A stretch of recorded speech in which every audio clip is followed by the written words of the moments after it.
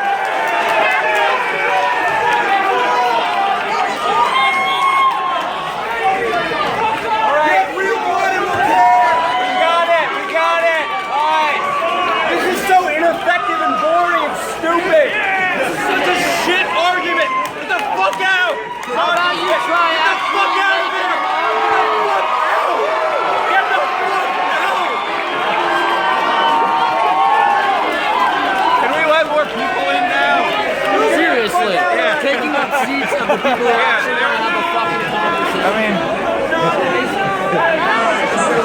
that how you make a point when you shout at people? You have an argument, yell when you don't get your way.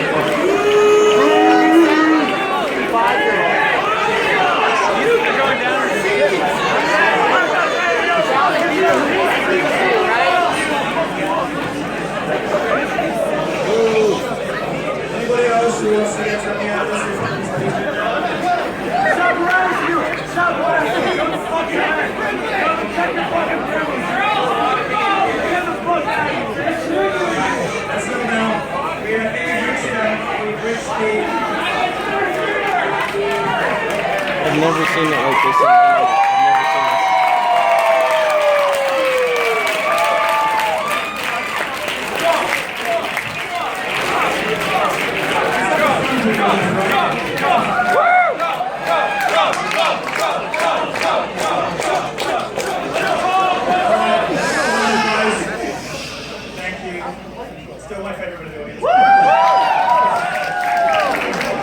I think we've reached the limit of what we can constructively get through. We're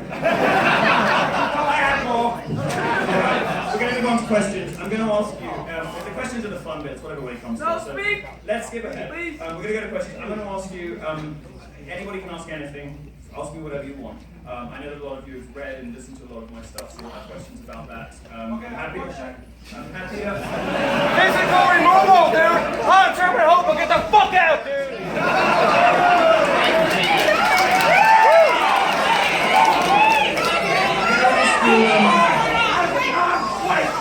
I'm going to ask you, Let the retards speak. Come on. Let him ask his question.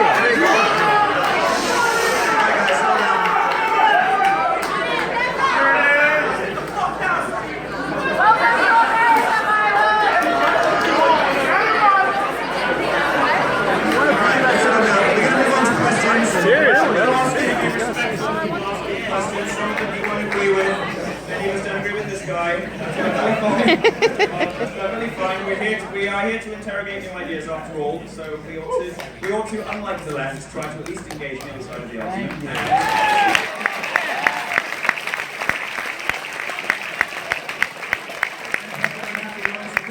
I noticed when they were asked questions, they left the room. So let's move on to the questions. I'm going to ask you.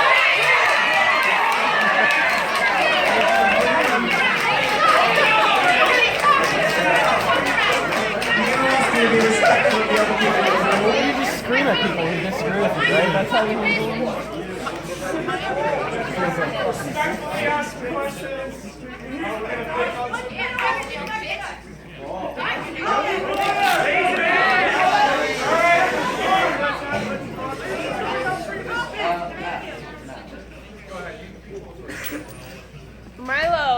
up? How are you? Hello. I see you bicker on Twitter with Ben Shapiro, and that's how I know With who? you. With Ben Shapiro. Oh, dear Ben. Very short, but long. So my question is, Yeah. how can you identify as being gay? Sure. Well, I think homosexuals are natural libertarians.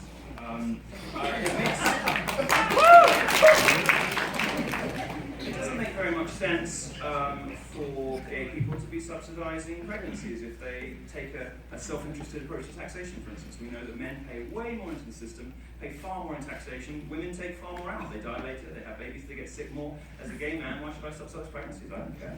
So there's a view that homosexuals are natural libertarians, and I think I agree with that. The problem the left has with people like me is that I've sort of gone off ideological reservation. I'm a traitor to the left because although I like to suck dick,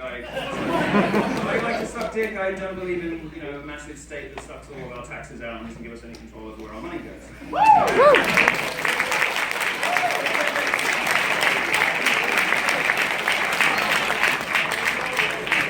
These views are considered dangerous, hence the name of the talk, because the left can't get me on any of their usual argumentative strategies. Now, normally when you hear somebody complaining about feminism or the wage gap or whatever, the normal response of the left is to try to delegitimize the speaker rather than attack the argument. So they'll call him a bigot, they'll call him a misogynist, they'll call him a sexist.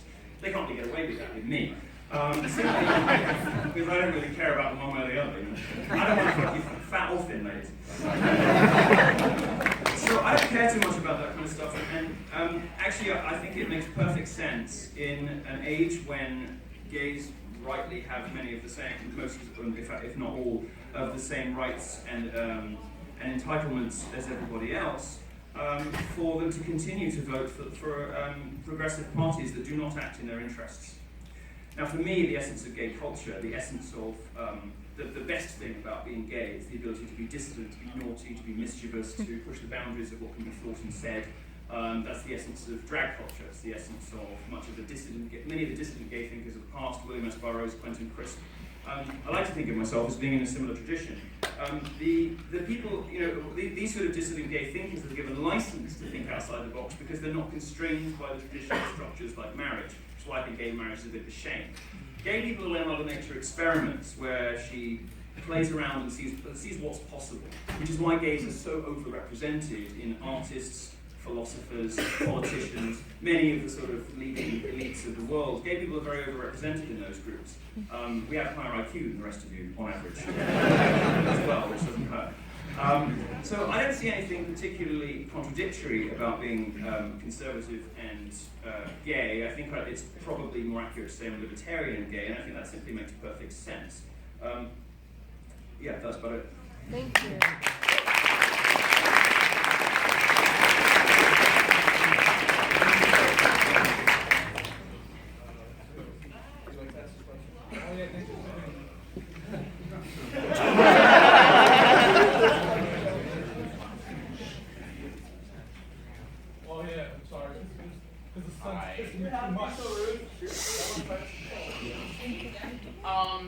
Hello. Also, I suppose, fellow gay. Hello. Honey. Do you have a question not related to your identity? Yes, actually. Regarding political correctness, I've always understood it as, I suppose, a historically marginalized group wanting to control how or what they were called. Mm-hmm. Like, I'm a black man. Good. However, beforehand, until very recently in our history, there were a lot of other words that I could have been called. Mm-hmm. From my perspective, political correctness is making sure that other people don't do that. Mm-hmm. Where are there inconsistencies between you and I in that thinking? Oh, and also Black Lives Matter.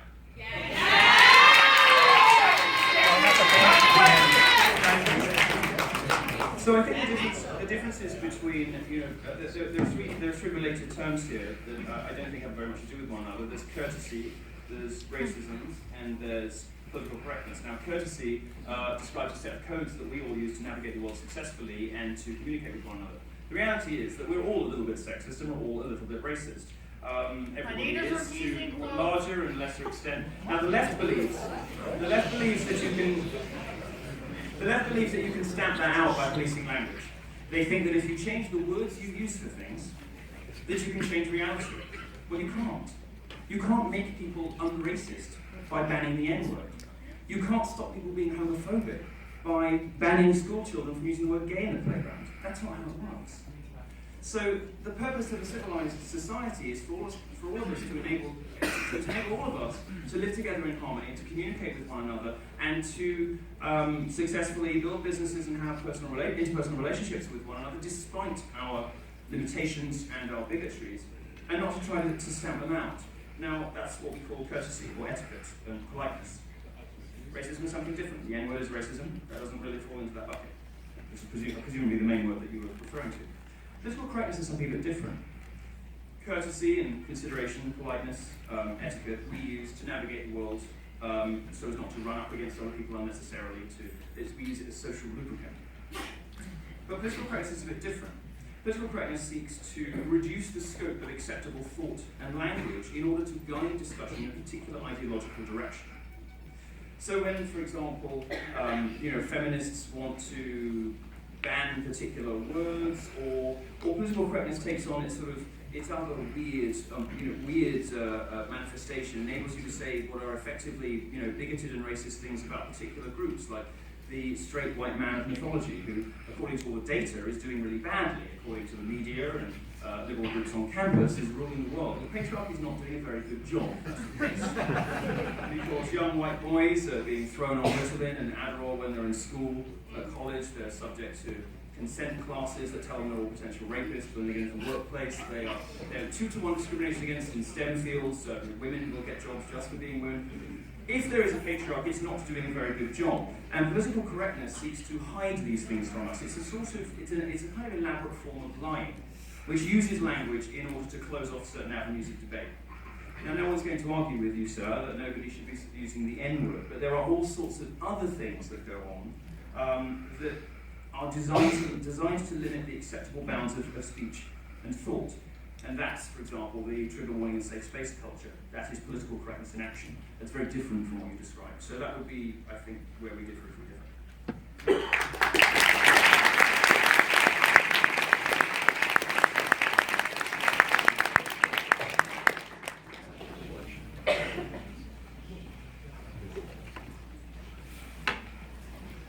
So I have a question. You said earlier you believe that you think that the Black Lives Matter movement and the KKK are equivalent.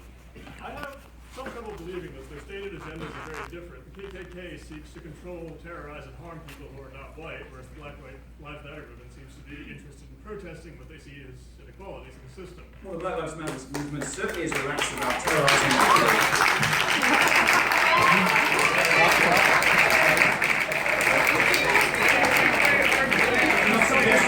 I'm not suggesting I didn't actually call them equivalent. What I said was the world they want looks quite similar. In terms of the segregation they want, the sort of racial divisions they like to see.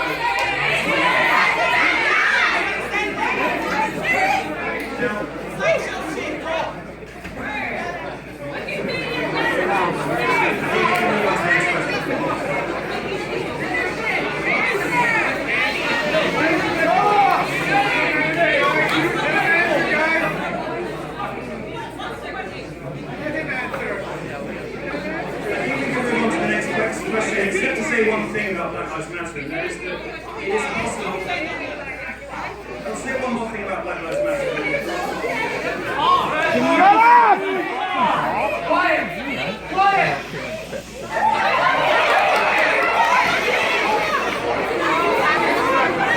Shut the fuck up!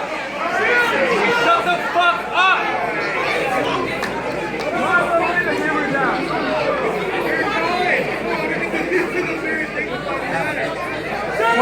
When do they kick them out? I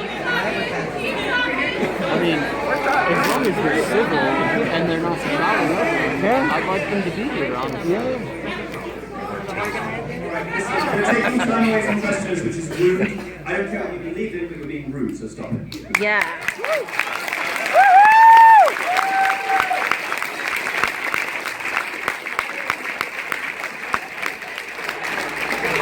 That courtesy we were talking about earlier.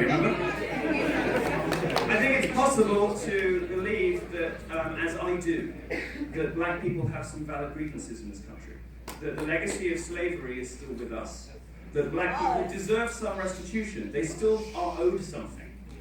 It is possible to believe that, and yet at the same time believe that Black Lives Matter is not the answer. That's what I think.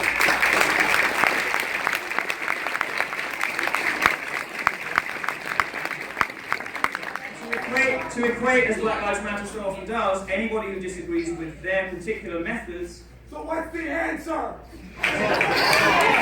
Get a life. Oh my God.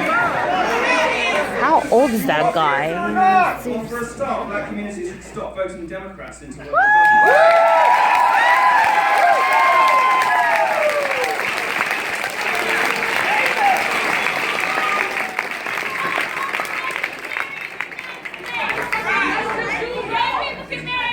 Trudeau? Trudeau?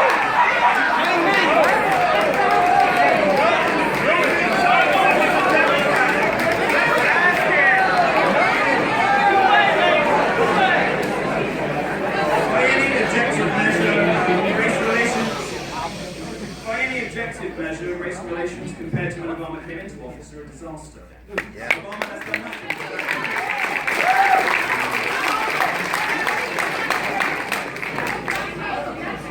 Once again, you're being rude, and I'd like you to wait until you call those questions, please. Oh my God, words! Tumblr is not a credible source.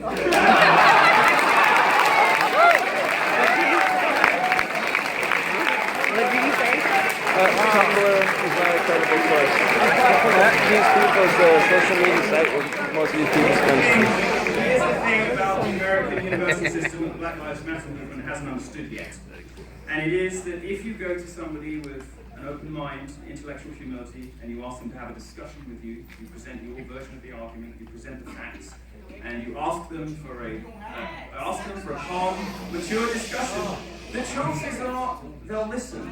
And the chances are that you'll be able to reach an accommodation. The chances are that at least you will have a good idea of what the other person believes.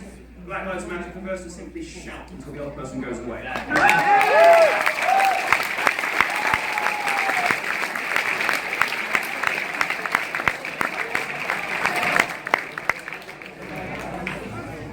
think we can move on to the next question. Shall I just point to here? Yeah. Milo, what are some of your favorite designers and brands?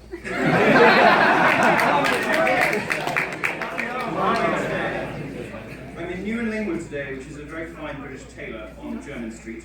If you ever get a chance to go to London, it's just behind Fortnum & Mason, which is our fanciest department store, possibly after Harrods. Harrods are a bit tacky these days. Other than that, Ralph Lauren, one of yours. And, I don't know, probably, who's my favourite? Maybe, maybe Armani. Okay, next question. Thank you. Okay, something like that? Yeah. Milo, what do you think can be done about the refugee crisis in Europe? I don't hear much talk about it or anything, and especially in the States and some of my classes. Yeah, you're relatively well insulated from the consequences of mass Muslim immigration in America because we haven't really had any yet. In Europe we have, and we've seen some of the results. Now, the argument that is sometimes made about, for example, Britain is that it is the melting pot, that it has always been a nation formed by immigrants, and to an extent that's true. There's been one unifying factor in England's history which no longer obtains. And the unifying factor was a set of values that Britain exported to the rest of the world, including America. And in fact, America has taken those values and taken them up to their fullest, highest, and most perfect expression. The values of freedom, of democracy, of property rights, the freedom of speech. You guys, by and large,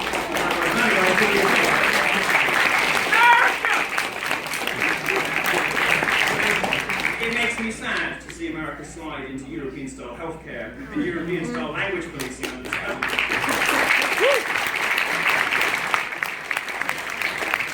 Because what makes America great is that it took the values that Britain didn't invent, but it did export successfully to most of the world, and turned them into, almost the perfect experiment in democracy and the perfect experiment in freedom of speech. Nowhere else in the world has the sort of free speech protections that America has. You should be very lucky. You should feel very lucky there is a safe space in America. It's called the United States. It's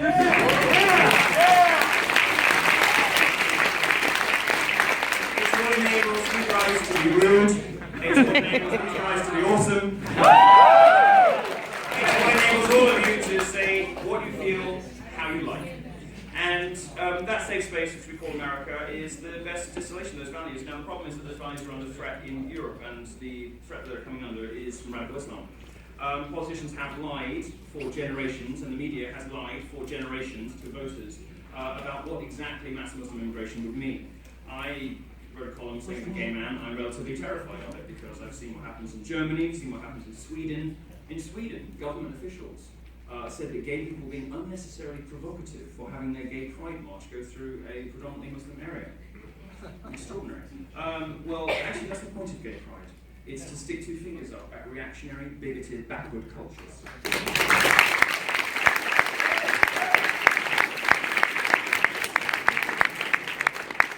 So the answer to, the easy answer is stay in America. If you want to solve the crisis in Europe, these people need to be deported.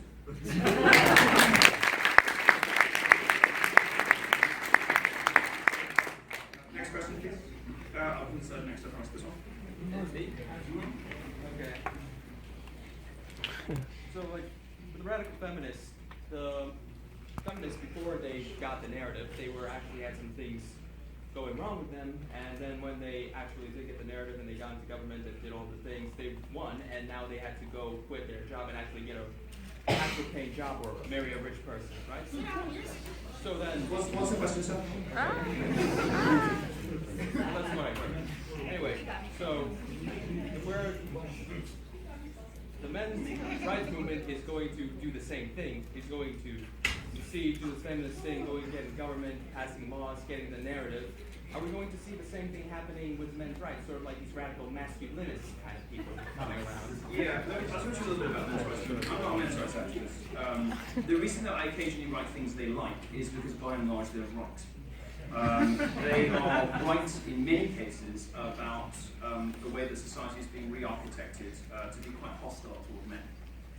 They are right about a media culture that makes it perfectly socially acceptable to say, kill all white men.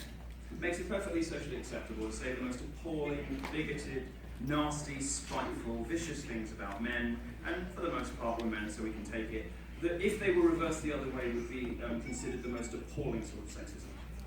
Now, the media has created an environment in which it is open season on men. And for the most part, men being stoical creatures have sort of just put up with it. It's reached fever pitch now, it's reached such extraordinary proportions that even women are giving up on feminism because they realise that it is a poisonous creed that pushes the genders apart.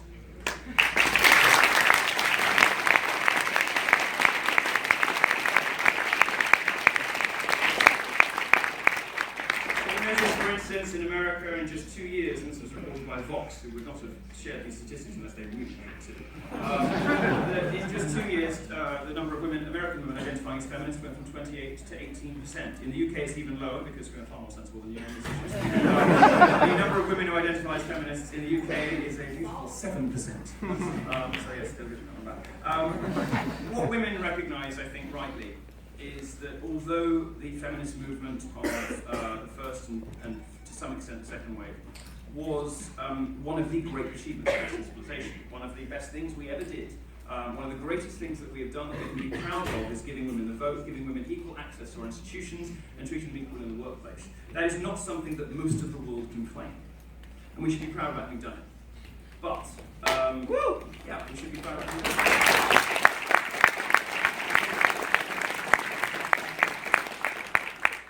It seems slightly silly to congratulate ourselves on giving the women the vote, and that's precisely my point. It seems obvious to us. It isn't in most of the world.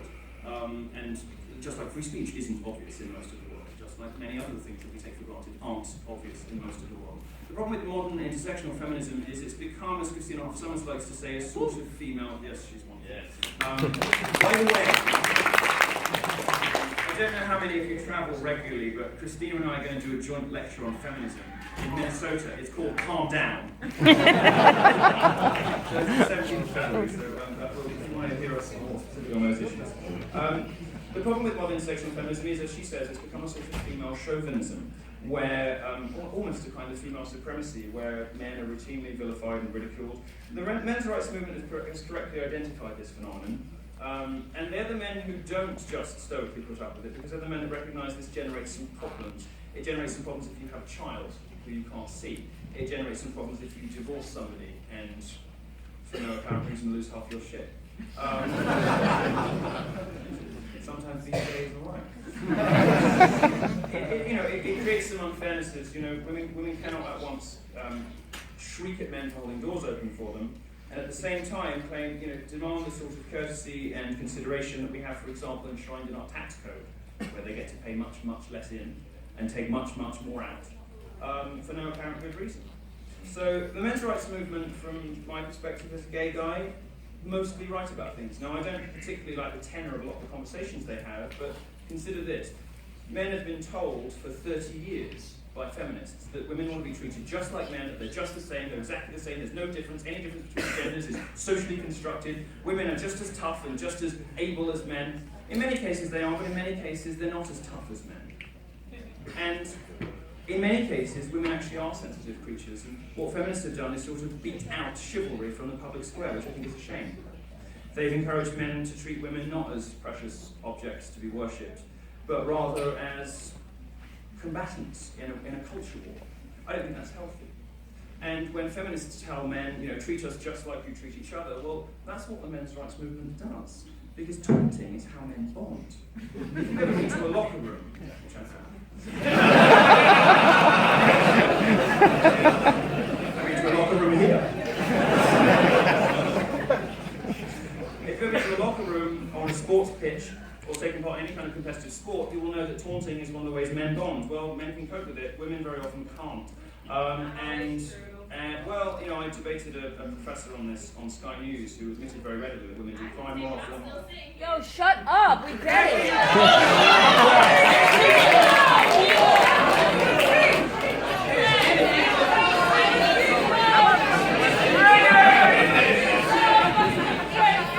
Hold your own event! Let's move on to the next question.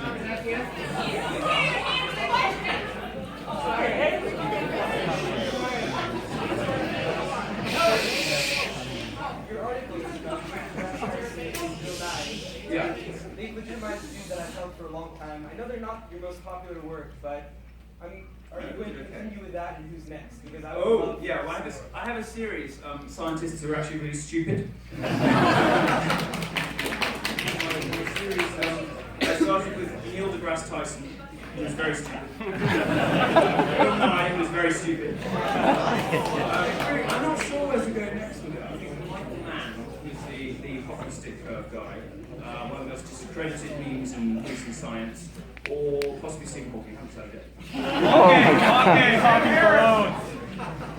yet. Next question. Let's get more from the side. Yeah. Milo, my question to you is, do you think Black Lives Matter is what the proponents of it make it out to be, a systemic, deliberate killing of black men targeted by the police? If so, what would it take for the moment to blow over? Will time just alleviate the sort of tension we see as a result of this? It's very obvious that the approaches so far haven't worked. I understand why black people in this country are angry. They deserve to be. They're right to be angry. But the sort of racially divisive, hateful, intolerant, yell until they shut up and go away, intimidatory tactics of Black Lives Matter are very clearly not the way to repair tensions between the races. You don't fix a society and enable people to work together and be happy together and live, love, and prosper together by driving division between the races, and that is the effect of Black Lives Matter. It's very simple. What happens with this movement? Who knows? I think that much of the impetus of Black Lives Matter comes from a sort of white liberal guilt. And you see a lot of the journalists who support it most fervently in the media are all sort of bitter 35-year-old white liberals. And very often they buy into this sort of, we're responsible for all of the awful things in the world. Well, let's just get real on this, okay? It's true. Well, yeah, but we also went to the moon and built the internet and.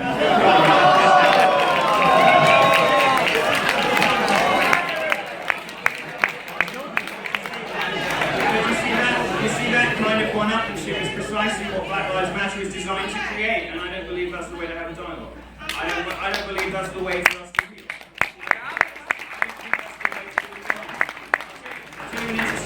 The reason we don't have this problem in England, we have a very different history when it comes to slavery in England, but I'll tell you why we don't have a Black Lives Matter in England. And it's because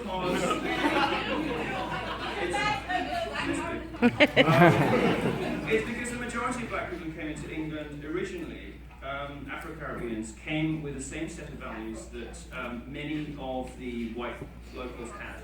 They believed, many of them had gone to English schools. They believed in some of the same values British people had, and this is one of the reasons why, in Britain at least, Caribbeans have some of the highest rates of interracial marriages of any group in Britain.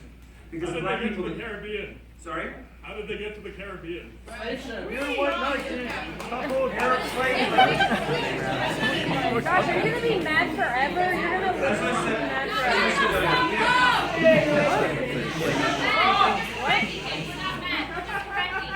How's your white guilty? As I said earlier, we don't have the same problem with this in the UK, partly because we don't have such a large community that is so obviously deserving of restitution.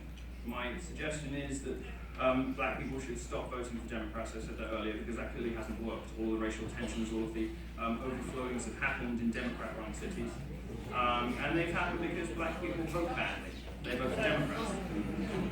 What they should be doing is voting for people who are going to instill a sense of aspiration in local communities and not perpetuate victimhood and grievance culture. Because the perpetuation of victimhood and grievance culture, which is sort of what we're talking about in feminism and campuses generally, is precisely what's holding American black communities down. And until people stop playing the victim and stop trying to rank races against one another, which is what Black Lives Matter tries to do, we're not going to get anywhere. Next question, please.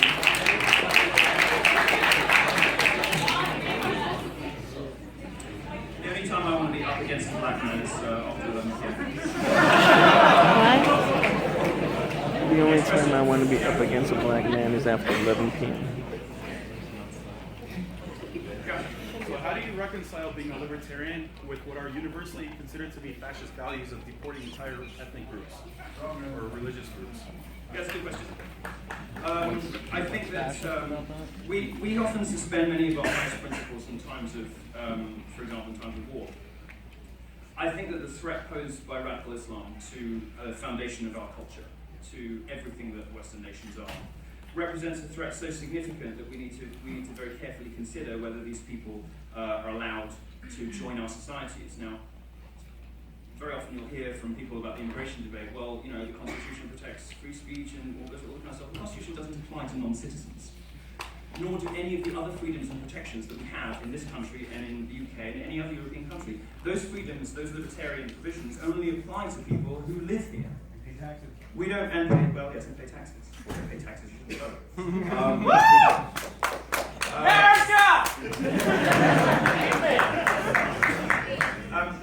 We are not under any obligation to import barbaric, backward cultures, which suppress women, which discriminate against homosexuals, which are the genuine patriarchy, if there is one anywhere in the world. It's not on American college campuses, it's in Raqqa. We're under no obligation to import those people into our communities. I'm a libertarian insofar as I believe that when you live in this country or you live in the UK and you pay taxes and you subscribe to the values of that country, you should be free. You should be left alone and be free to do as you want. That doesn't mean that 5 million people should be allowed to come in who are dedicated to the destruction of our way of life.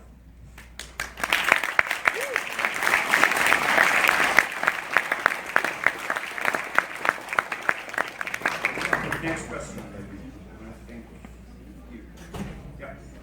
So one thing that's been really interesting about this Republican primary has been kind of the fight for the soul of the party. So I want to know what you see as the future of the party as far as like maybe building a new coalition, like what demographics and interests and stuff would be involved. Well, obviously, there's a sort of populist contingent that started with the Tea Party, now represented by Trump, and I think many of the people like me fall into that bucket as well, which is rightly astonished by the extent to which the Republican establishment has completely given up on its own voters. The Republican establishment, in many respects, simply does not reflect America anymore, doesn't represent its values, doesn't represent its voters, doesn't speak to its voters, and in some cases even actively dislikes them. You get the sense very often from people like Rick Wilson, this Republican activist, and from much of the old press, that Republican voters, that when they seem to treat Republican voters like liberals used to treat Republican voters, like they were backward bigots, like they were, hillbillies in pickup trucks. Anime porn. Guns and religion. I'm sorry? Anime porn. Well, indeed, hentai. They have tentacles. It distresses me to see that. The left doesn't do this, and I don't know why we do, because the left has never done this. I don't understand what happened that the Republican establishment decided it was going to look up to liberals for approval and say, is this okay? Is this racist? Is this sexist? With the result that they no longer play offense, they only play defense. This is my perspective as an outsider anyway. The Republican establishment seems to me, the Republican Party in this country seems to be no longer fit for purpose. So I'm very happy to see somebody blowing it apart. And I think we should be very grateful for that. Yeah!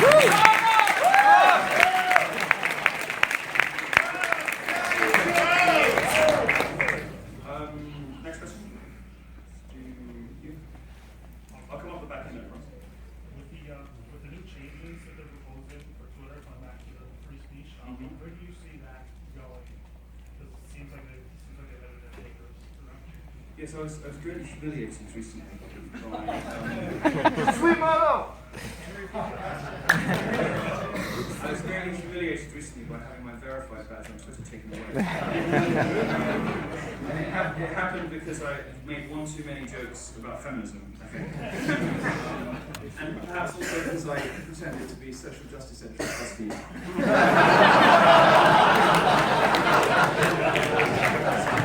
I told people I've been appointed social justice editor at BuzzFeed, and then I started the hashtag feminism is cancer.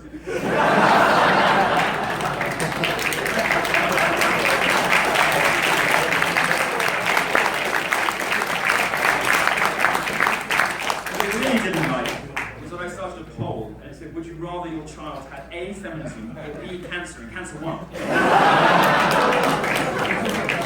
22,000 people voted in the poll, and cancer won 55-45. Twitter is using a mechanism which is designed to protect public figures from impersonation as an ideological slap on the wrist. It announced today, in advance of its earnings call, it's expected to well, who knows? I mean, anything could happen. But the company is in free fall. The stock price is in free fall. Investors are concerned about three things in Twitter. They want to know, they want transparency about the product roadmap. So, which means they want Twitter to tell the truth and stop making arbitrary policy decisions like, this kind of opinion is not okay anymore. They want user growth of the kind that I like. And they want engagement from their power users. Well, all three of those things are sort of blown out of the water by taking my verification badge away, which was a very clear signal to conservative media that any of them could be next.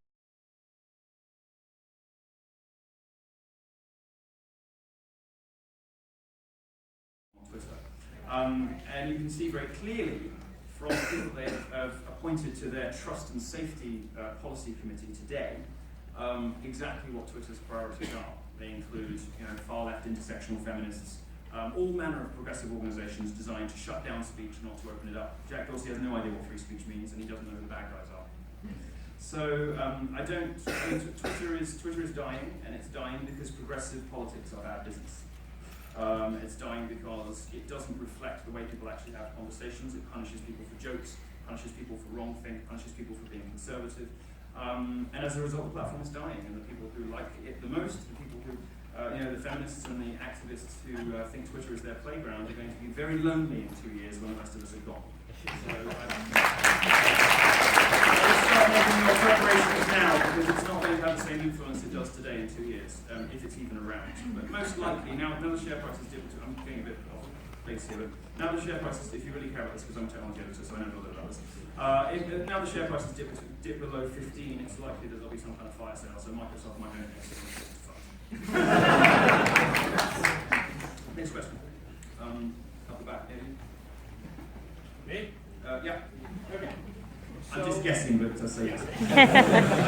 So my question is about your characterization of the Black Lives Matter movement. Now, you characterize it as sort of divisive, antagonistic, loud, etc. Have you ever now? They've made that clear themselves this evening. Two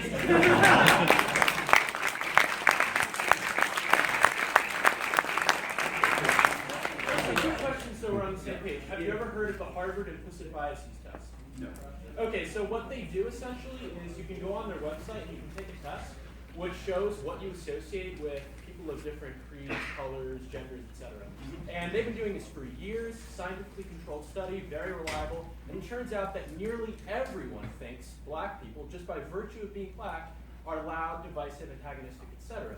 So to me, what that tells me is that, you know, they're probably not, and we just perceive them that way for whatever reason. So my question is, why are you so confident in your assessment of Black Lives Matter when almost all the scientific evidence shows us that we misinterpret black people's Well, that's not what the study of the study says. It says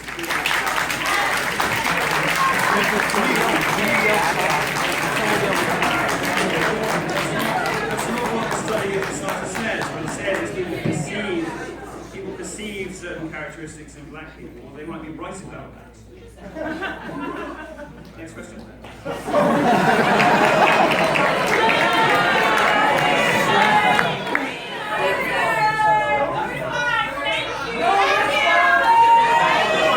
I gave a response when I said. Let him talk! I gave a response when I said unless you believe. Given the segregation in this country, it's not unreasonable to assume that different speech codes have evolved between different racial groups and different cultural milieux give rise to different sorts of interpersonal behaviours. Certainly, we know that black people use Twitter differently, for instance. The way they use it, there are metrics on this. There's plenty of research to show how black Twitter operates differently, linguistically speaking. They use hashtags differently. There's no reason to suppose that the results that are shown by this study aren't in fact the case. You know, people perceive black people as being louder because black people are louder. That's possible. It's not racist to say. It might just be a difference. Exactly. Facts don't care about your feelings. Yeah. There you go. I just say that. If you want the fuller answer, which I don't know. Who are the loud ones tonight, though? Another question, please. So, earlier in the talk, this is a two-part question, but they're related. Earlier in the talk, you mentioned something about statistics and rape and how they're not different in colleges. And I'm interested in that because I've been made to believe that I am a rapist when I have never raped anybody. And it's a stigma that I would like to dispel with statistics. In addition to somebody who wishes to want to look at facts, like you've looked at facts, how do we start if college isn't a safe place to look at these types of ideas? Well, distressingly, colleges are not a safe place to examine these ideas because you will get shouted down and you'll get called a bigot and misogynist and a sexist for examining these numbers. Now, we're expected to believe by the left that American university campuses run by liberals are hotbeds of rape and racism. We're expected to believe that the levels of sexual assault on these campuses are, as I said earlier, comparable to the Congo, where rape is used as a weapon of war. This stuff doesn't stand up to basic scrutiny. It's the result of advocacy research and credulous journalism. I think the smartest thing we can do is rely on the gold standard of statistics, which is the Department of Justice, which say, by the way, it's not great reading, let's be honest with one another. What the Department of Justice says is that it's not 1, 2, 3, 4, or 5 women who are sexually assaulted on campus, it's probably more like 20 or 30. That's something to be proud about, by the way. But certainly we can't fix the problem unless we understand the scope of it. We can't understand the scope of it if we keep lying about it. And progressive activists have been lying about it for decades. They've shown no interest in correcting the facts when it's clear that they're lying about it. My advice to you, I'm sorry to say, and I'll echo something that Ben Shapiro said at his Missouri speech. My advice to you, I'm sorry to say, at universities, keep your head down and get your education. Because you are in a hostile environment that is not conducive to the open, free exchange of ideas. That is not what American universities look like anymore. I would encourage you to do the best you can to keep your head down, get a good qualification, get out into the world of work, and change the world another way.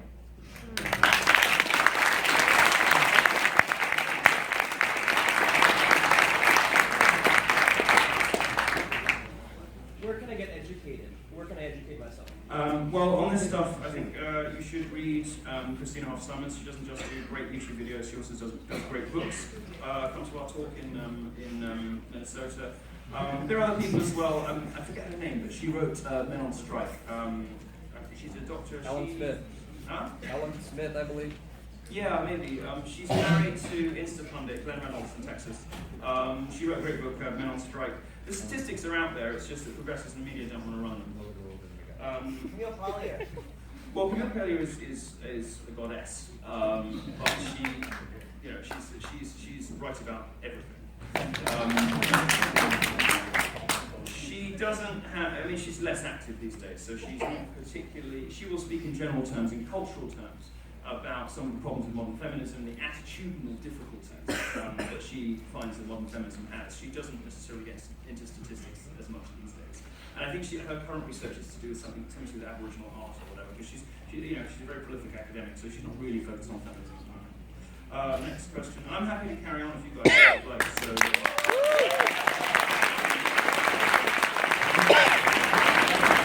Carry on until we get to go now and get some understanding.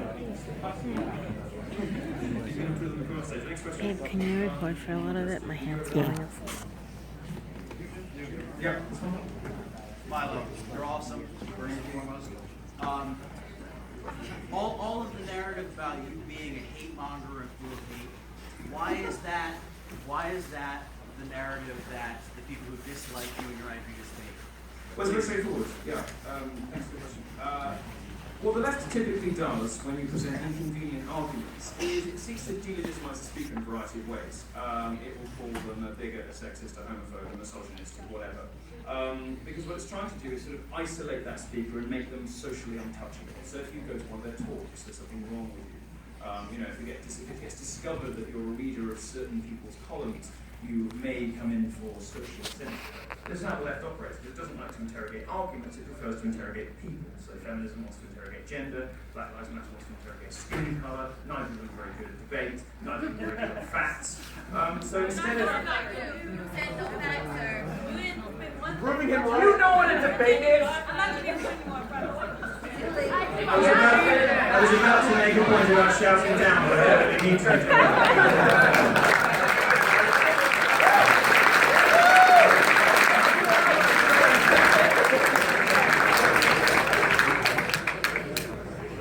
With these movements, you know, you start out trying to be nice, and by the end of the event, you know, you kind of come to the same thing everyone else has, which is just the rude, antagonistic people. They don't really want to know anything, they just want to yell and fuss and get attention. I want you to spend that.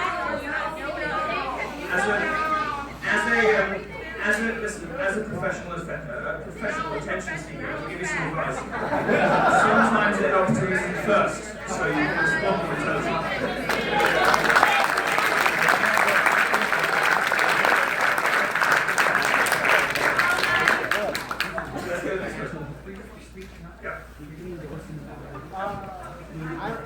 I'm a senior in high school.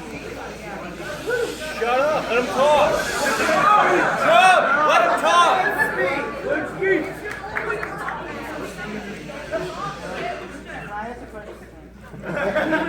I'm a senior in high school, and unfortunately, unlike my friends back here, I can't find my white privilege. Like, I don't have a lot of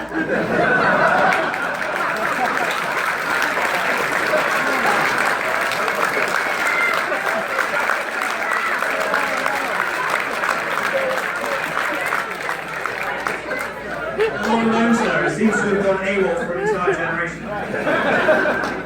And I've been looking for ways to aid me into getting into college and getting financial aid. And unfortunately, I don't have the privilege of affirmative action.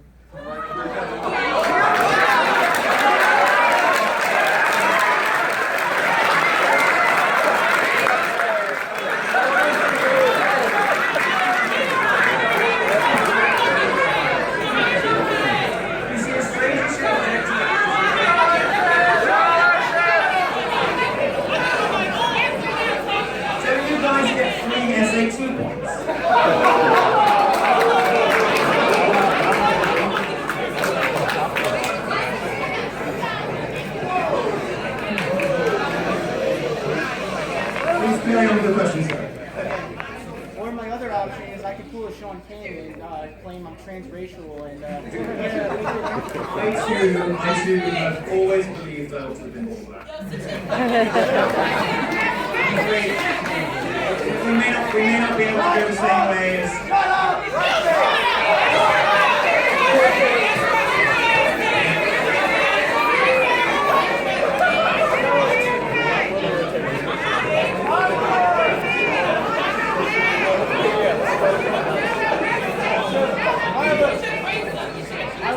Carry on with the question, we'll get through.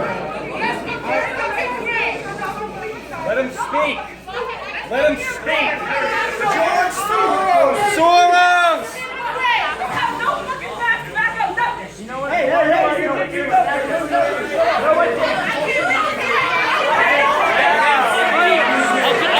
I'll give you guys the money later. Don't worry about it.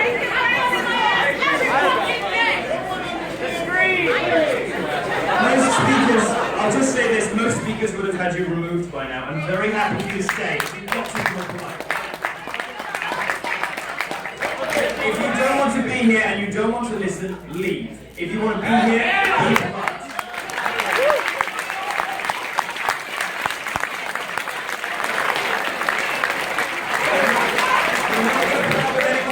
We're not going to put up with any more yelling. We're not going to put up with any more of this. Calm it down or go.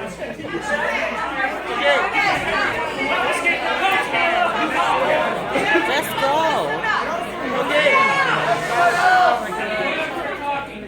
Okay, I would like to learn how I can. Would you please continue your question, sir? I'm close to having these people removed. So let's try to avoid that. Believe me, I'd like to continue. But just you carry on, I can hear you. I would like to learn how I can qualify for the Milo Yiannopoulos the privilege grant.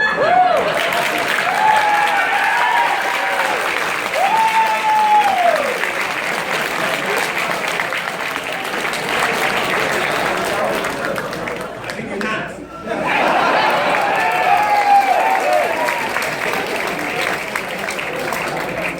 As you correctly identified, there are all sorts of benefits available if you don't conform to the straight white male of mythology stereotype. The government statistics in the UK demonstrate very clearly that the most educationally underprivileged group in Britain is poor white boys. In America, the situation is more complicated. There are problems with black education, deep-rooted problems. That's not something I felt that I was qualified to address. What I can do,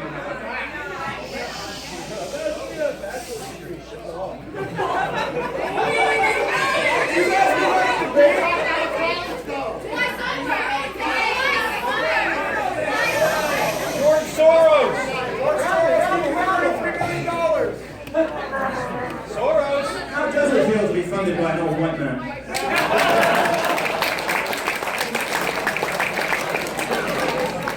All right. What I felt I could help with was a group that here too is suffering, and I don't think we need to get into league tables of oppression like the left does, because it doesn't take us anywhere helpful. It's just all we end up doing is yelling at each other, and we don't get anywhere. So what I identified was a group of people that were suffering, that were hurting, that were educationally underprivileged, that I felt like I had some affinity to. Other people are perfectly willing to open their own foundations if they wish to. The best thing you can do in this hall, if you don't agree with my privilege grant, is do well in life and open your own.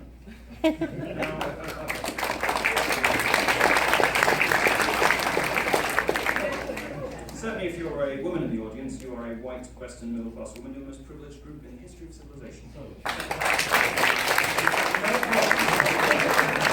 You should find no problem whatsoever in having a competitive advantage against men in the workplace. In fact, many of the statistics suggest that women under 40 earn more than men now for many jobs, and you have a competitive advantage going for those jobs. You should be able to do great in life and start your own foundation. So if you don't like it, you can do your own.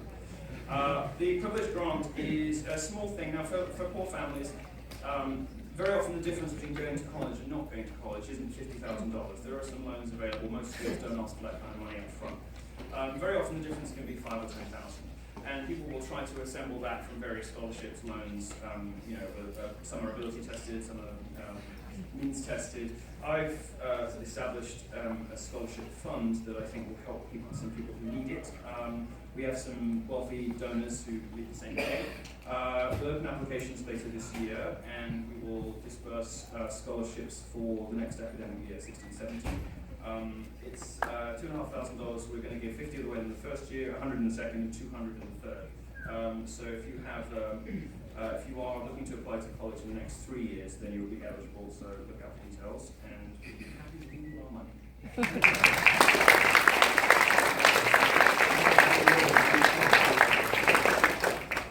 Next question, please. That's